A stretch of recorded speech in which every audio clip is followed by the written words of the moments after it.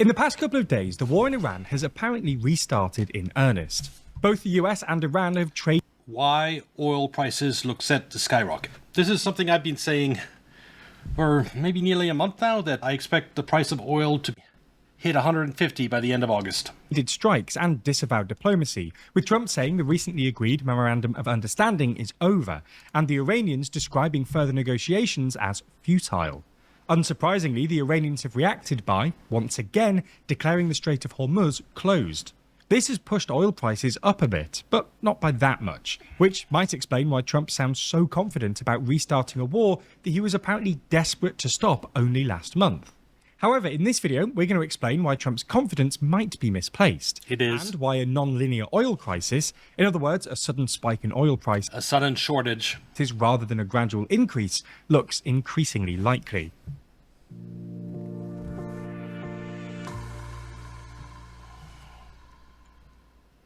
I have to say that TLDR News is a great name for a YouTube channel. This map shows all of the places Trump has launched military offensives since returning to the White House last year. How did we reach this point? In the latest issue of our magazine, we run through a timeline of Trump's military chaos around the world. That's just some of 80 pages in the magazine, because there's more in too long than you'd expect. Purchase your copy by clicking the link in the description. So let's get straight into it. As we see it, there were at least 3 reasons to think that a spike in oil prices is now looking increasingly possible. The first and most obvious is that the war in Iran has apparently restarted, and the global oil market is more fragile than it first appears. We covered this in detail in last week's video, but my simple explanation to why oil prices will spike is this used to be the oil traffic through the Strait of Hormuz. This is the current oil traffic through the Strait of Hormuz. It's gone back to near zero. And so far, this missing oil has been compensated by drawing down reserves, like the Strategic Petroleum Reserve of the United States. Those reserves are not infinite. Once they run out, then oil shock. And we are reaching that point. We are very near that point. The TLDR is that the main reason that global oil prices didn't skyrocket after the Strait of Hormuz was closed last time, as many people expected them to, was because... Not me. I was the one. When it spikes, I warned them. They'd hold oil prices down under 100. I said it at the first week of the war. They would not let that go up for at least 2 months at a time, longer if they could. And I was right. And right here, because of derivatives on Wall Street, they can't afford this. If oil prices had done this, it would have crashed the financial system. So hold oil prices down for 4 months, then crash them. And right here, Wall Street has repositioned itself in derivatives in anticipation of the coming spike. Closed last time, as many people expected them to, was because the world went into the war with unusually well-stocked inventories and was able to draw them down at record rates to increase supply, thus keeping prices relatively low. But this obviously couldn't go on forever, and after a couple of months, most inventories were running dangerously low. Trump actually made this explicit at the G7 summit last month, when, in trying to justify his deal, he claimed that the world was just 4 weeks away from running out of oil. A lot of money. That's why the world is okay. It's liquid. It's fine. Also, we run out of reserves in about 4 weeks. You know, there are reserves all over the world, and we would really run out, and there'll be a time when you wouldn't be able to get it. And you want to see bedlam? Unsurprisingly, stockpiles haven't that bedlam is coming. Had time to recover in the month or so since the ceasefire was announced. Bedlam means chaos. In fact, the most recent data suggests that countries have actually continued to draw them down since, presumably in an attempt to bring down global oil prices as fast as possible. This means that we're going back into a war with depleted stockpiles, which means we have far less of a cushion to absorb any Hormuz-related drop in supply. The second reason we think an oil price spike looks increasingly likely is expectations. In short, one of the other big reasons that oil prices didn't surge during the last phase of the war was that the markets basically expected Trump to chicken out. In other words, they basically bet that Trump... Yeah, Trump was always saying, I'm on the verge of a deal, we're going to have a deal. And every time he said that, it would bring oil down. So, combination of releasing government reserves and Trump managing expectation and the compliant media, doing everything it can to scare people out of investing in oil. Trump wouldn't actually tolerate a severe or prolonged surge in oil prices, both because it would lead to higher prices at the pump in the US, which would make him very unpopular with American voters not far out from the midterms, and because, thanks to AI-related uncertainty, the markets are looking very nervy at the moment, which means that any sort of bad news tends to lead to significant downward movements. The markets thus concluded that, if things actually started getting bad, Trump would chicken out, as he had done in the past. This meant you didn't really see a desperate rush for oil futures like during previous oil crises. For context, when people talk about oil prices or Brent crude, they're usually not talking about what it actually costs to physically buy a barrel of oil right now. No, it's a lot of people that are investing in oil invest in paper oil. Like, for example, give you an example, ETF that tracks gold, the GLD. The value of all the money put into gold, into GLD, is enough to buy all the gold in the world. Obviously, that's paper gold. Which It's the is same thing with paper oil. something that most traders don't do. Rather, they're usually actually referring to the cost of what's known as a near-month futures contract, which basically says you'll get a barrel of oil in a month or two's time. This is what most people trading in the oil market actually trade, because it means that, as long as you offload your contract in time, you don't actually have to receive a physical barrel of oil, which most traders don't want to do. Anyway, in previous oil crises, everyone would rush to buy up these futures contracts to guarantee access to a barrel of oil, thus pushing up the market price of oil. This time around, however, while there was some of this, hence the jump in oil prices once the war kicked off, lots of traders instead went and just bought insurance, which meant that, on the perceived off chance that Trump didn't chicken out and oil prices did genuinely spike, they would be financially compensated. And that is how the US government manipulates the market.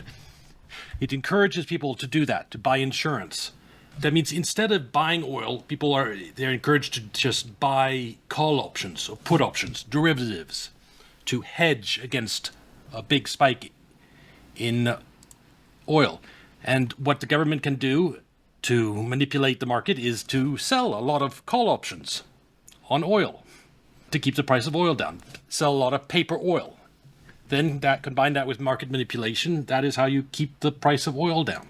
I believe they're doing that in treasury markets by selling put on treasuries, like I outlined in Federal Reserve transcript from June 2003.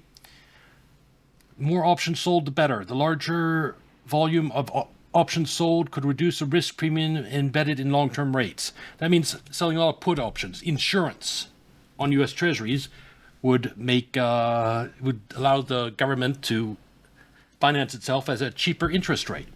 The more sold, the more effective. This is an amazing Federal Reserve transcript.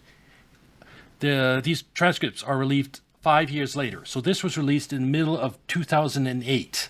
And if you know, in 2008, there was something like a financial crisis. And the Federal Reserve was very distracted by trying to prevent the financial system from collapsing. And so I think there are things that made it into this particular Federal Reserve transcript that aren't in any other ones. In no other Federal Reserve transcripts does the Federal Reserve talk about dealing in derivatives. But in this one, oh my God, do they talk about it a lot. It's filled with it. And it's a little window into the truth about how fucked up our financial system is. And oil prices did genuinely spike, they would be financially compensated. This speaks to another reason that the markets were able to cope surprisingly well. The insurance market for oil is just way more developed than it was a few years ago or decades ago. During previous crises, the only way for traders to hedge their bets was to dive straight into the futures markets. The insurance market just wasn't well developed enough, which pushed up prices and created a sort of self-fulfilling price spiral, because higher prices meant more people rushing into the futures market to guarantee access to oil, pushing up prices. You know, a well-functioning market. If the Strait of Hormuz are closed and tons of barrels of oil taken off the market, normally oil should go up to 150. But thanks to this well-developed market now, commodity prices don't function like they should. Prices, etc.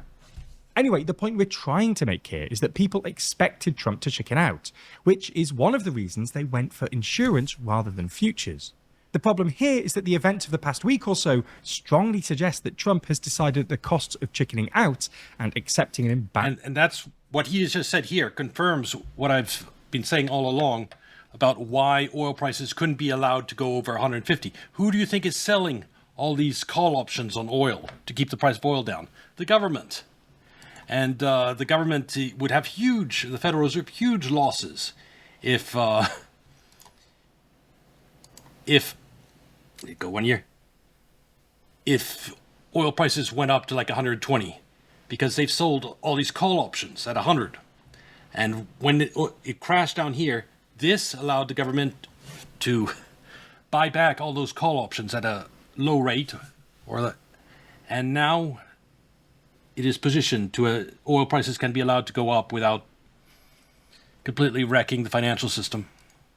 Embarrassingly one-sided deal outweigh the midterm and stock market related costs of restarting the war. Furthermore, the fact that the war has restarted reduces the chance of another ceasefire, both because it proves that the last ceasefire wasn't sustainable and because it will erode whatever trust was left between the two sides. If market expectations adjust accordingly, we should expect oil. Yep, that is what I expect in terms of oil prices, up to 150 before the end of August. Prices to spike faster this time. The third reason on our list is that there's another war wreaking havoc with the energy markets at the moment, namely the war in Ukraine, where for the past month or so, Ukraine has been striking Russia's energy infrastructure. Most of Ukraine's strikes have... Ukraine isn't doing big damage to Russia, but they are lowering Russia's energy output. Somewhat, a couple million barrels of oil probably, and that does not help in the current environment. Targeted refineries, which process crude oil into usable products like diesel and gasoline. But in recent days, Ukraine has expanded the scope of its attacks to include Russian tankers in the Kerch Strait, which links the Sea of Azov and the Black Sea. All in all, this has cut Russia's diesel production capacity by about a third, with significant drops in gasoline and jet fuel too. This is having a significant impact on global markets, not just because Russia accounts for a significant fraction of all refined products, but also because, in an attempt to keep domestic prices low, the Kremlin has banned exports of certain refined products, including most notably diesel, where Russia is usually the world's second largest exporter. All in all, the point we're trying to make is just... So we can thank Ukraine for making the oil crisis worse. Because we avoided a sudden spike last time, doesn't mean we'll avoid it again this time. Now, as you're probably aware, it's kind of impossible to avoid talking or thinking about the big players that control our world, much like the ones we've spoken about today. But it's not just the government leaders that impact our day-to-day life. Okay, it's no longer on topic of oil, so I'm going to stop it here. Yep, this is a short video saying exactly what I expect. Yeah, that's what I expect. Said 150 before the end of August. It's going to be a wild ride. Anyway, this will be on YouTube. Like and subscribe. Come watch on Kick or Twitch. And I'll see you next video. Bye.